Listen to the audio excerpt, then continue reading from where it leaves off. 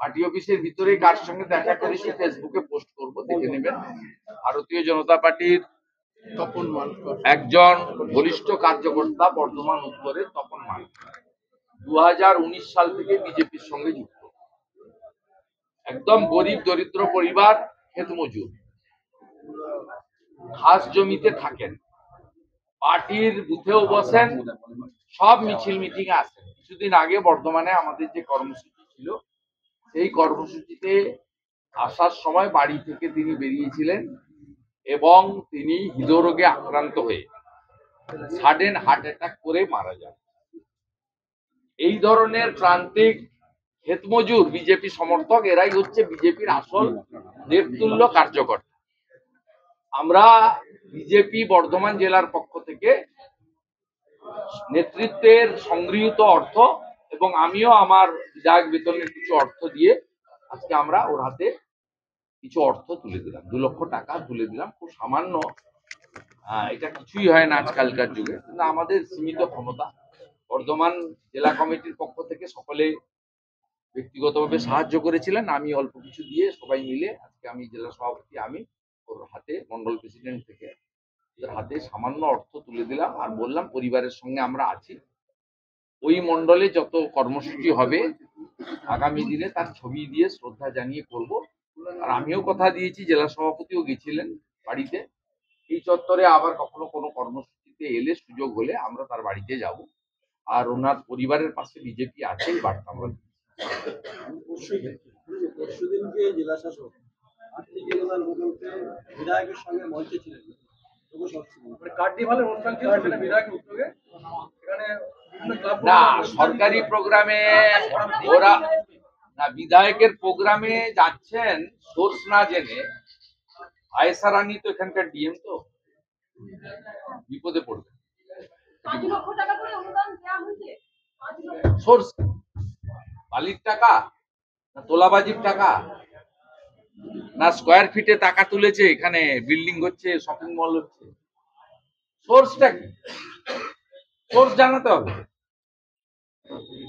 20,000 টাকার বেশি collection check ছাড়া নেওয়া যায়, 20,000 টাকা পর্যন্ত নগদই দিতে হয়, তার এগেনস্টে কুপন দিতে হয়, অ্যাকাউন্ট করতে হয়। সোর্সটা জেনে বিএমএ যাওয়া উচিত।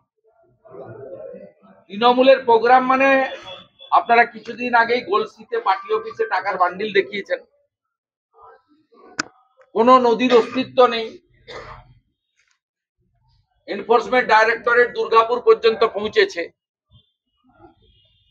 এবারে পানাগড়টা পেরোলে এপারে ঢুকে পড়বে, হাউস গ্রামের লালন থেকে এদিকে যারা যারা আছে। মামা তো এখন বড় ডাকাত রায়না, বালি তোলার মাস্টার, সবই এখানে আছে, সব বালির টাকা, লুটের টাকা, মাফিয়াদের টাকা, তোলাবাজির টাকা। প্রকৃতি মা দুহাত ভরে দিয়েছে, বালি, কয়লা, পাথর, প্রকৃতি মাকে ধ্বংস করছে। যে টাকা রাজস্বের টাকা সরকারের ঘরে যাওয়ার কথা, সেই টাকা ওদের ঘরে যাচ্ছে। ও সেই অবৈধ টাকা থেকে নির্বাচন আসছে, চাকরি নেই, নারী সুরক্ষা নেই, শিল্প নেই, কৃষকের ধানের মূল্য নেই, স্কুলে শিক্ষক নেই, কলেজে ছাত্র নেই, হসপিটালে ওষুধ নেই, আয়ুষ্মান ভারত নেই, সীমাহীন তোষণ, কালী ঠাকুরকে প্রিজন ভ্যানে তুলছে। তাই স্বাভাবিকভাবে নির্বাচনের আগে এই বদ রক্ত বেরোচ্ছে, লুটের মাল বিতরণ হচ্ছে, আর ডিএম সঙ্গ দিচ্ছে। এটাই এসআইআর এর কার্যকারিতা এবং তার উপকারিতা এবং প্রয়োজনীয়তা, এই ভিডিওগুলো, এই প্রামাণ্যগুলো আজকে সামনে আসার পরে মানুষ বুঝতে পারছে। আপনি আপামর ভারতবাসী এবং এই রাজ্যের যারা ভালো চান, দেশপ্রেমিক নাগরিককে যে দলেরই হোক, যে ধর্মেরই হোক জিজ্ঞেস করবেন, তারা বলবেন এসআইআর খুবই প্রয়োজন ছিল।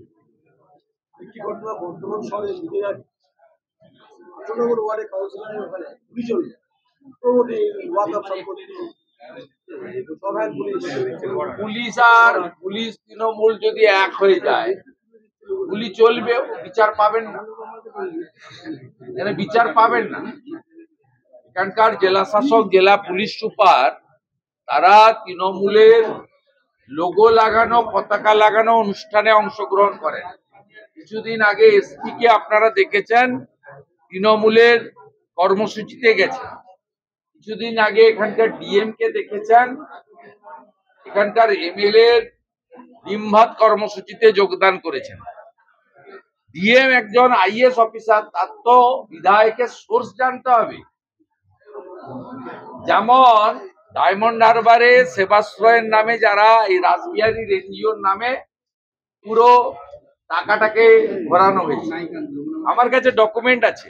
রাসবিহারীর বর্ধমানের এনজিওর নামে কোটি কোটি টাকা ডায়মন্ড হারবারের সেবাশ্রয়, আজকে তারা ইনকাম ট্যাক্সের নোটিশ পাচ্ছে। এরপরে এই যে খোকন দাস কোন সোর্স থেকে 5 টাকার খাবার খাওয়াচ্ছে, তাদের যদি চেপে ধরে তাকে তো সোর্স বলতে হবে, তার আইটি ফাইলে দেখাতে হবে। সেই অনুষ্ঠানে ডিএম চলে যাচ্ছে, এসপি চলে যাচ্ছে, খেলা হবে অনুষ্ঠান, পিছনে ঝান্ডা লোগো। তাহলে কে পুলিশ, কে ডিএম, কে তৃণমূল, কোনো তফাৎ নেই, মিলেমিশে একাকার হয়ে গেছে হজবরল। আমাদের ভিডিও ভালো লাগলে লাইক এবং শেয়ার করুন। কমেন্ট সেকশনে গিয়ে জানান আপনাদের মতামত। আরও ভিডিও পেতে আমাদের চ্যানেল সাবস্ক্রাইব করুন এবং প্রতি মুহূর্তে খবরের আপডেট পেতে প্রেস করুন বেল আইকন।